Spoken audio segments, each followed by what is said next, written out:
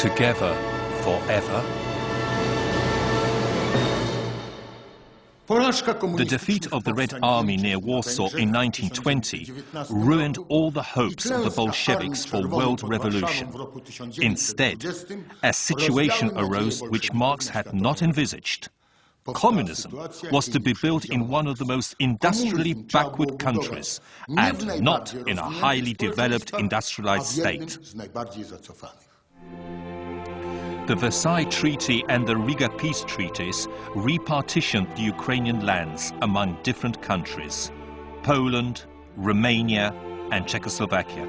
But the greater part of Ukrainian land, under the name of the Ukrainian SSR, was joined to Soviet Russia.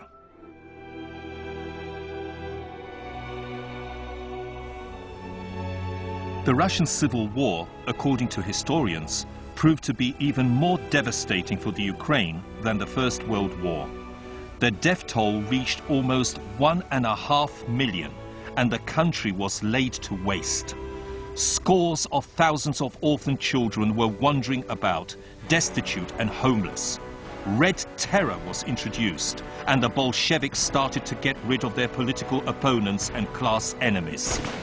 A policy of military communism involved the nationalization of the land and industrial enterprises, as well as the requisitioning of grain in villages. This became a virtual curse for Ukrainian peasants. On top of all of that, in 1921, Central Russia, the Volga regions, and all the Ukraine were stuck by an unprecedented drought, which resulted in a terrible famine.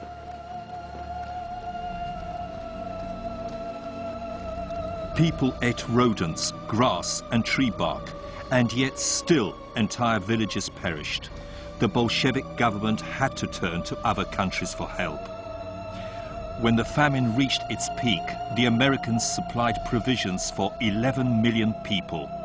In the meantime, Soviet chief executives were cynically trading grain on foreign markets and buying weapons in return.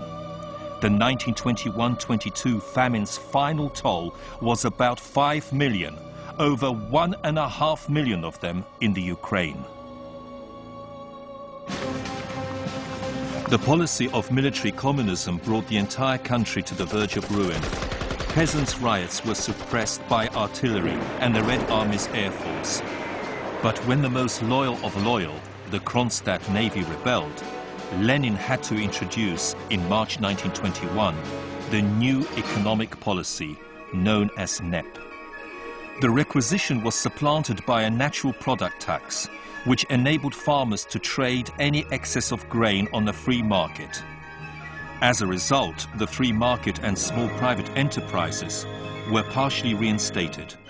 In the Ukraine, however, those changes were delayed for half a year in order to enable the authorities to requisition Ukrainian grain without hindrance for another 6 months. NEP was aimed at appeasing the peasantry and stimulating the national economy. At the same time, for fear of restoring capitalism, the regime intensified repressions. Parties other than the Communist Party were banned.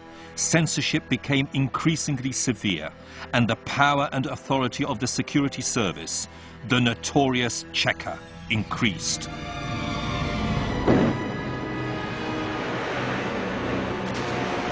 The Bolsheviks had referred to religion as the opium of the people, and so they set about to replace its appeal with a belief in communism.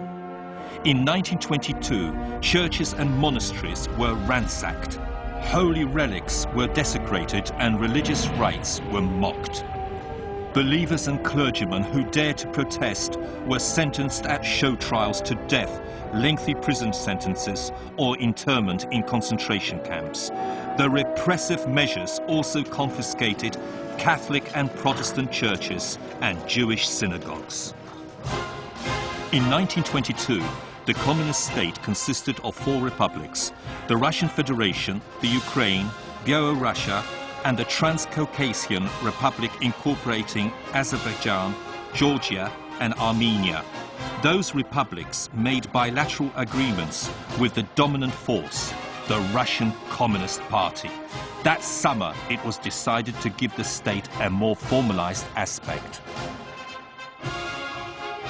In discussions on the future of the would-be state, Stalin demanded that the Russian Federation should incorporate the other three republics and only grant them the right to cultural autonomy. His project met with strong opposition on the part of pro-nationalist communists in the republics. Lenin, who was well aware of the forces of nationalism and remembering the acknowledgement of the Ukraine's independence, suggested a federation of 4 free republics, granting each the option of leaving the federation if and when required. In practice, though, that option was a sheer illusion, as it could only be effected with the consent of the Communist Party. But the party was controlled to such an extent by Moscow that Lenin could be confident that the Soviet Union would never break up. Lenin succeeded in accomplishing his plan. On the 30th of December 1922, the formation of the Union of Soviet Socialist Republics was officially proclaimed. Ukrainians formally received rights they had not possessed since the times of the Cossack state in the 18th century. They received territory with clearly delineated borders, and they had their own capital city and administrative bodies. Paradoxically, the status of Ukraine in the USSR was a belated victory of the Ukrainian Revolution in 1917 to 1920. Photographs of Lenin taken shortly before his death in 1924 were officially suppressed for some years, as they show him to be clearly ill. The new secular religion received its first icon. The Kremlin became the scene of a violent struggle for leadership, which reduced Moscow's control over the republics. The ideas of communism did not find any strong support among non-Russian people, particularly in the Ukraine, which Stalin used to call the weak link of Soviet power. To strengthen their influence, the Bolsheviks decreed a policy of the Ukrainianization of the Communist Party, administration, education, and culture. The campaign was headed by Lazar Kaganovich, a party leader sent from Moscow, and ministers of education, Alexander Shumsky and Mykola Skripnik. Very soon, the Ukrainian language began to dominate the media, publishing houses and offices. Schooling was almost entirely conducted in Ukrainian. The authorities presumed that the new proletarian culture should reject all traditional art forms, creating instead art by the masses, for the masses.